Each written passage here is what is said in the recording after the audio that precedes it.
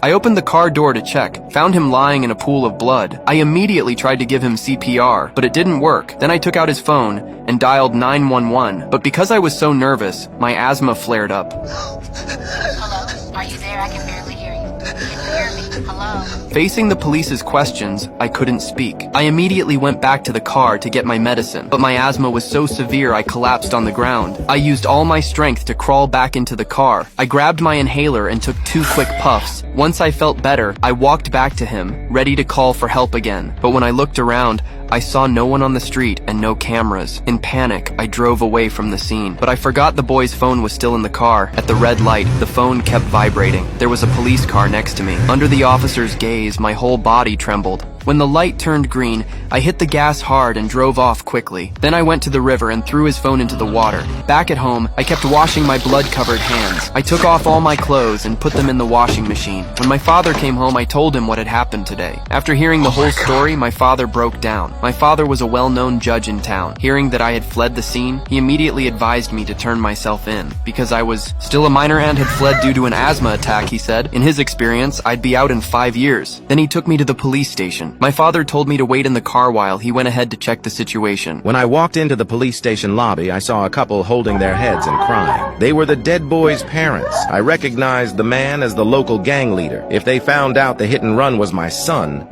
might be killed tomorrow. I instantly changed my mind about turning my son in. Get back in the car. I thought that we had to go in. Get back in the car. But you are the one that said that we had to come here. The boy you hit this morning is Jimmy Baxter's son. Jimmy Baxter is the head of the most vicious crime family in the history of this city. Do you understand what that means?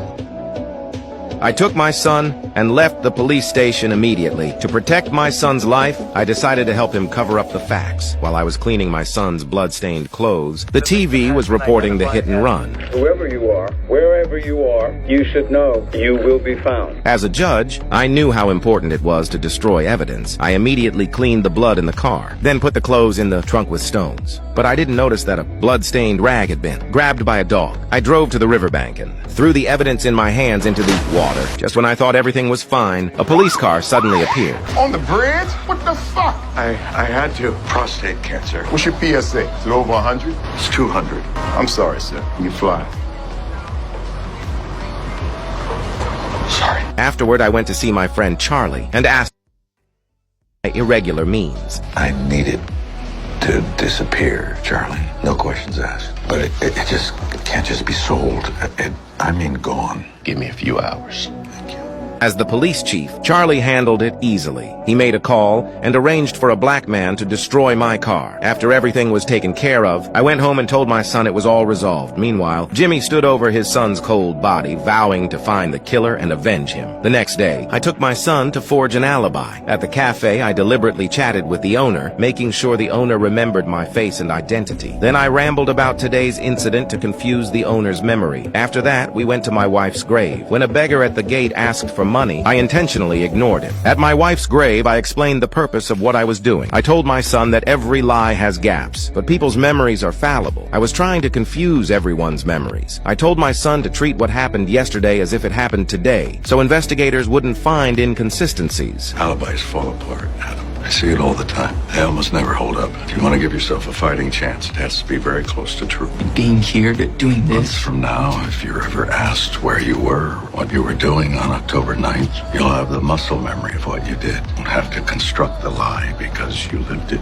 But yesterday was yesterday. If the vet at the gate is ever on the stand, do you think he remembers the date or the embarrassing wise ass and his embarrassed son? And Norma, the waitress, she knows what day it was. Today is.